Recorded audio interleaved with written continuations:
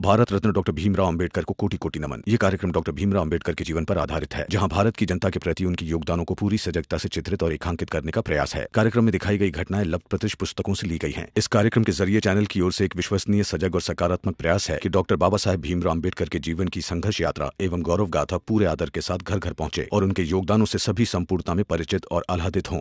खाना मांग कर लाई है ये, खा लो दोनों और फिर सोचो, इस रमा के चक्कर में तुम दोनों का अपने अपने पति से रिश्ता ना टूटे।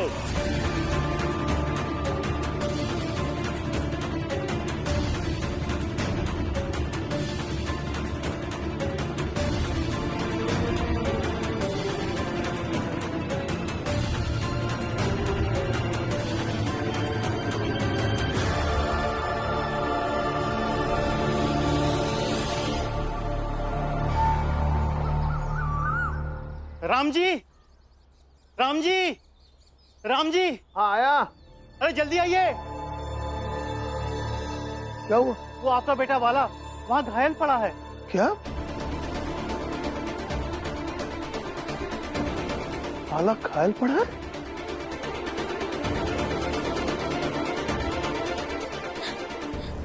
कहाँ घायल पड़े और क्या हुआ है उन्हें? अपने घर के बाहर। वो सब कह रहे थे कि रात भर बाला वहीं सोया रहा।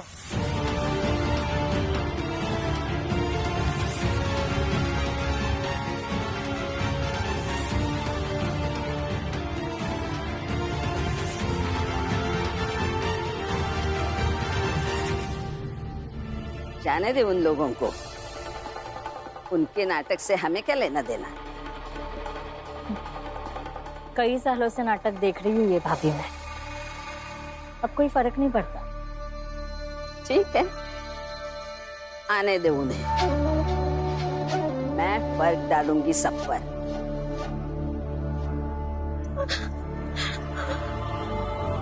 बाला भैया ये क्या हुआ और कैसे हुआ?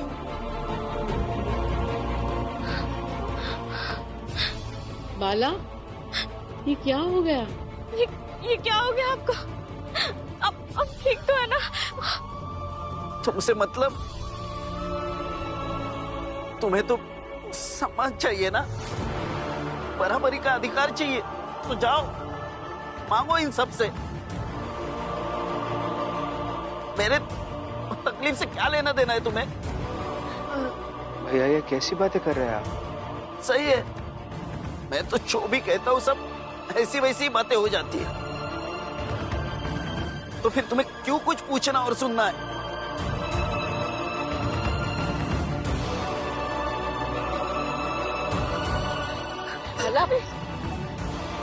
बाला संभाल के बेटा।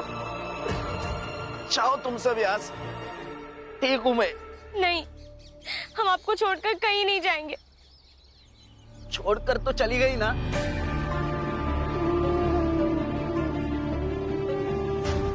कौन अपनी पत्नी को मारता डांटता नहीं है? बाबा और भीम नहीं डांटते होंगे तो वो महान है।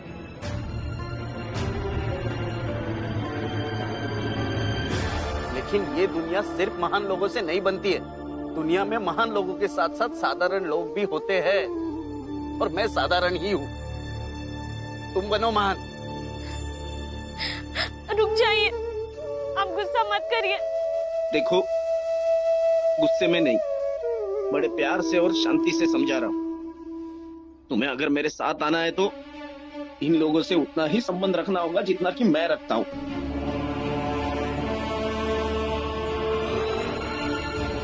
तुम वहां जाके उनकी बहू नहीं बनोगे। जब मैं बेटा नहीं बन पाया तो तुम बहू कैसे बन सकती हो?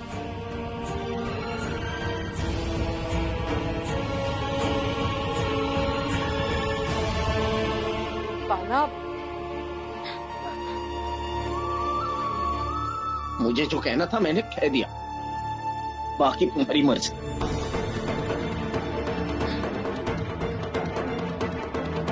दीदी, अब सुनिए ना। नहीं रमा,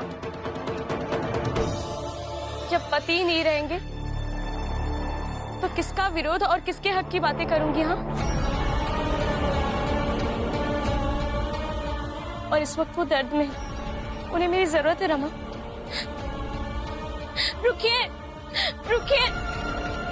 अब बोलिए ना उन्हें कुछ हमसे। अरे समझाइए ना अब।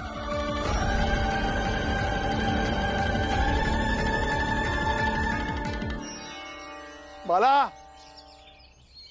कम से कम इस बूढ़े बाप के दिल में थोड़ा सा तो भ्रम जिंदा रहने दो कि उसके बड़े बेटे के दिल में अभी भी थोड़ी सी अच्छाई बाकी है। सुन रहे हो बाला?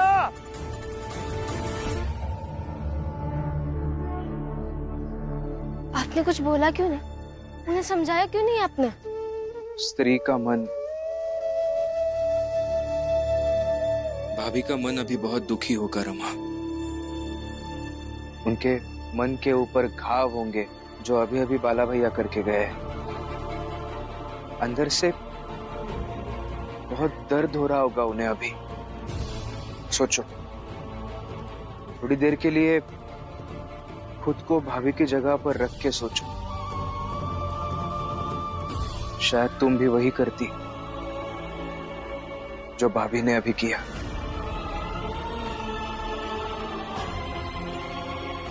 याद है तुम्हें, जोखू काका ने इतनी बड़ी गलती की, फिर भी भावुक होकर फुलिया काकी ने उन्हें माफ कर दिया था। लेकिन ऐसे हर मर्द खुद को घायल करके स्त्री के मन के साथ खेल सकता है और हर जुर्म के बाद बेगुनाह बन सकता है। यही तो समझना होगा ना इन स्त्रियों को। भावुक होकर न्याय और हक की लड़ाई बीच में नहीं छोड़ी जा सकती। जब समानता के अधिकार की बात आएगी तब मर्दों द्वारा भावनाओं के हथियार चलाए जाएंगे। अभी इन स्त्रियों को सोचना होगा कि उन हथियारों से कैसे लड़ना है, उनका जवाब कैसे देना है। कुछ तरीका सोचना होगा उसके लिए। अभी मैंने इसलिए कुछ नहीं कहा क्योंकि मेरे कहने से कुछ नहीं होगा, चाहे मैं कहूं या कोई और भीमराव कहे, कुछ नहीं होता। इन स्त्रियों को सोचना होगा, उन्हें कहना होगा और उन्हें ही लड़ना होगा। और सिर्फ भाभी को नहीं, समाज में और संसार में रहने वाली हर औरत को यह समझना पड़ेगा।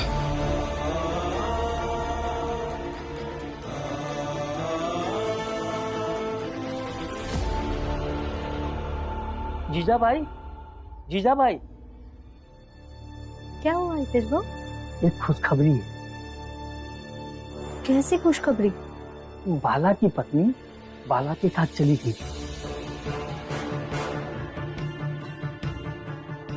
बेचारी रमा कुछ नहीं कर पाई, देखती रह गई। और भीम, वो तो कुछ बोल भी नहीं पाया।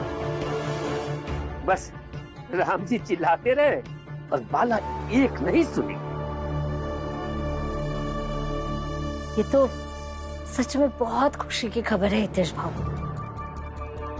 भाभी, क्यों ना इसी मौके पर सबके लिए मीठी मीठी खीर बनाए? नहीं नहीं जीजाबाई, हम तो मातम मनाएंगे। मातम? क्यों? भीम और रमा की हार हमारे लिए खुशी की बात है भाभी। अरे जीजाबाई, यही तो बदलना है। अंदर से चाहे जैसे हो, बाहर से ऐसे रहो जैसे वो है। फिर देखना, उसी में ही मजा है। उन्हें एहसास होना चाहिए कि बाला से वो हार गए हैं। सरला, सरला बहू, सुन बहू, बाला की पत्नी तो गई ना अपने घर, उधर तेरा पति भी बहुत परेशान है। चल अब घर आ जा। तुम्हारा पति गुस्से में कह रहा है कि उसने उसकी बेइज्जती करा दी। वो अपने आप को घायल कर लेगा, चोट पहुंचाएगा, सजा देगा। देख, अगर पति ही नहीं रहेगा तो कैसा गुस्सा और कैसी लड़ाई। अब तू घर आ ही जा।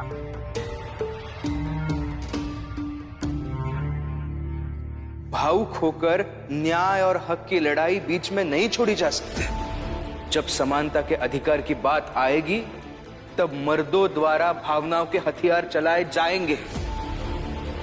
अभी इन स्त्रियों को सोचना होगा कि उन हथियारों से कैसे लड़ना है, उनका जवाब कैसे देना है। कुछ तरीका सोचना होगा उसके लिए। चल बेटा, घर चल। नहीं, मैं नहीं जा सकती।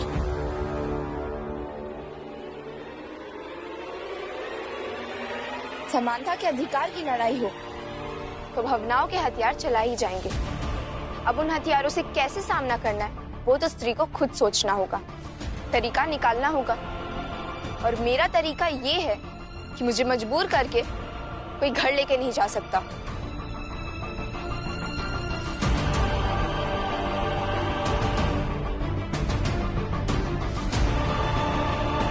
तुम लोगों ने मेरी बहू के मन में पता नहीं क्या जहर भर दिया है। इस सब का बदला जरूर लूंगी मैं तुम सबसे। काकी, आपको पता है आपकी बहू का दिमाग कितना तेज है? उन्हें कितनी जल्दी बातें समझ में आ जाती है। काश आपने भी इससे अच्छी बातें उन्हें समझाई होती तो वो भी इतने जल्दी समझ जाती जितने मेरे पति की बातें समझ गई। और वो बहू सुना भी दिया। तो भीमराव को भी इसका हर्जाना भुगतना पड़ेगा। दोनों मिलके भड़का रहे हो ना मेरी बहू को, छोड़ेंगे नहीं। चल।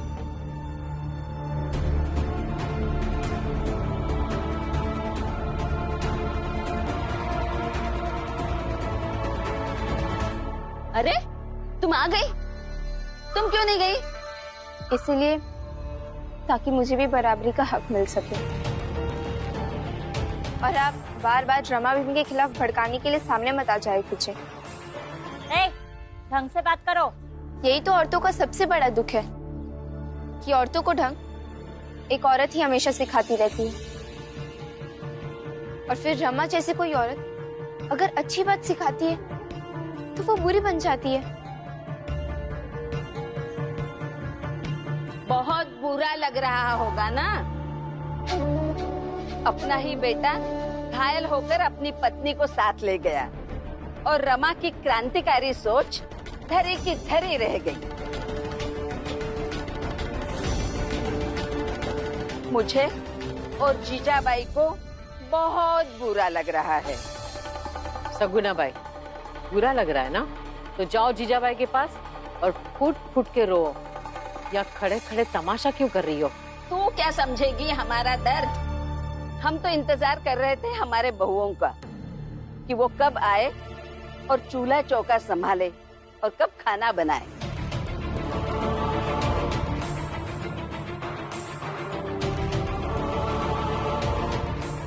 जाओ बनाओ खाना।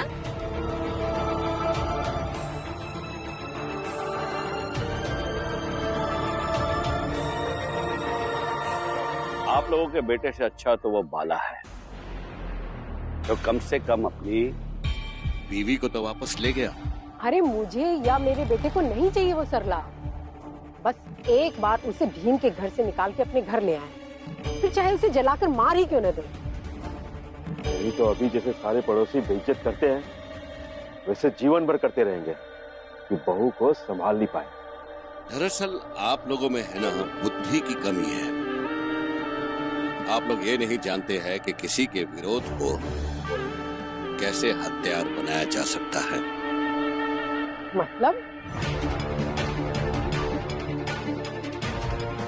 मतलब मैं बताता हूँ, लेकिन यहाँ नहीं, आप लोगों के मोहल्ले में चलकर।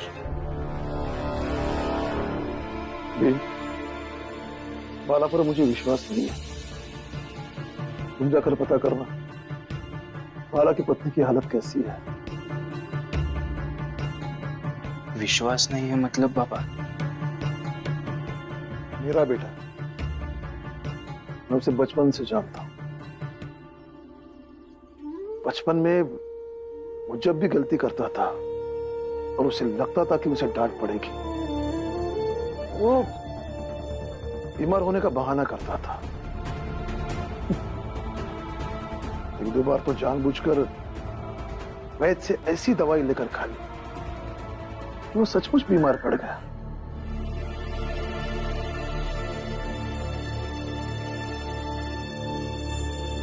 आपके कहने का मतलब ये है कि बाला भैया जो चोटिल हुए थे वो सब झूठ था? हाँ कि नहीं मुझे मालूम नहीं, लेकिन झूठ भी हो सकता है।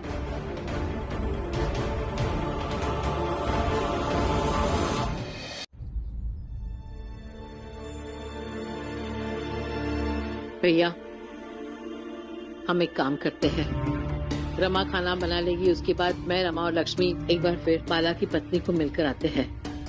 मिलकर आएंगे तो सच्चाई पता भी चल जाएगी। हम जाए ना? हाँ मीरा, जरूर जा।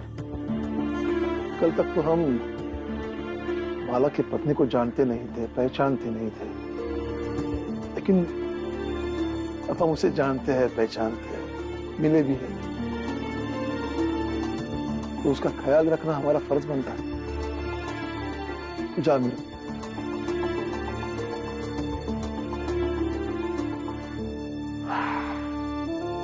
मैं भी कॉलेज जाता हूँ। हाँ बेटा। आज जो बातें मैं आप सबसे कहने वाला हूँ, ये बातें बहुत जरूरी हैं हमारे समाज के लिए, हम सब के लिए ये बातें बहुत जरूरी हैं। आप सबको क्या लगता है ये मामला सिर्फ इन दोनों का है? हाँ, ये मामला सिर्फ इन दोनों का नहीं, बल्कि ये मामला है हम सबका, इस पूरे समाज का। समझे? पता है, जब से मुझे ये पूरा प्रकरण पता चला है, शर्म आ रही है मुझे खुद पर। जरा सोचिए, एक छोटी जात का व्यक्ति ऊंची जात के व्यक्ति के बहू को लेकर अपने घर चला गया, और हम क्या करते रहे? हाँ, हम दे रहे हैं एक दूसरे को ताने, हम कर रहे हैं एक दूसरे को परेशान, जबकि हमें करना क्या चाहिए था? हमें करना चाहिए था कि उस छोटी जात के व्यक्ति को जाकर उसकी औकात दिखाएं, घर पर घुसकर मारे उसे। हाँ कि नहीं? हाँ हाँ, बिल्कुल सही कह रहे हैं, बिल्कुल सही। इसीलिए हम सबको उनके खिलाफ एकजुट होकर लड़ना होगा और उन लोगों को ऐसा सबक सिखाना होगा कि आइंदा वो छोटी जात के लोग कभी भी हमारी बहू बेटियों की तरफ आंख उठाकर देखने की जरूरत भी ना कर सकते। हाँ, आप सही कह रहे हैं, हम सबको एकजुट हो जाना चाहिए। हम सब एक हो जाए।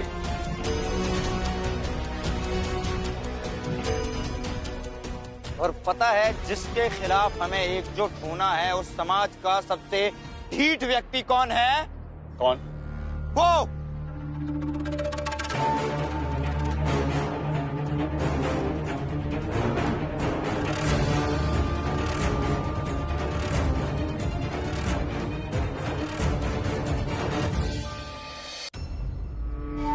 उस खेमे में जो कुछ भी होता है, उस सब का सूत्रधार यही है।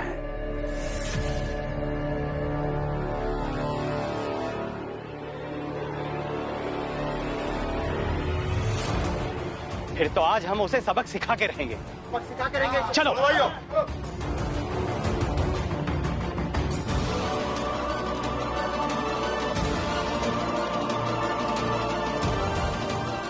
रुको भीमराव, ये दो इधर।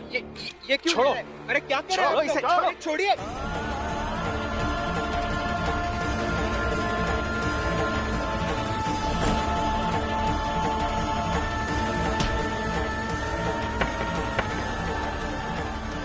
भाइयों, ये वही भीमराव है ना जिसके घर पे सरला है?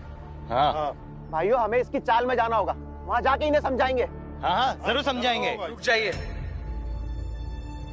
मेरे चाल में जाकर हंगामा करने से अच्छा है कि आप लोग जरा समझिए, घर में, समाज में बहू बेटियों को कैसे रखा जाता है। तुझे लगता है कि सिर्फ तू समझदार है, बाकी यहाँ सारे लोग ना समझ है। इन्हें समझ है कि नहीं है मुझे पता नहीं, लेकिन सरला जी के सास ससुर के पास तो बिल्कुल तरीका नहीं है। अच्छा, तो तू ये कहना चाहता है कि सरला के सास ससुर को तरीका नहीं आता? मतलब तू ये कहना चाहता है कि ये लोग जिस समाज में रहते हैं उस समाज को तरीका ही नहीं आता, है ना? सुना भाइयों, अब कह रहा था ना कि ये भीमराव ऐसे ही उल जुलूल बातें करता है, इसलिए इसे इसकी औकात और हमारी ताकत बताते रहनी होगी। भीमराव, हम बताते हैं कि अपने समाज में कैसे औरतों को रखा जाता है। रुको यही, आओ भाइयों, चलो चलो।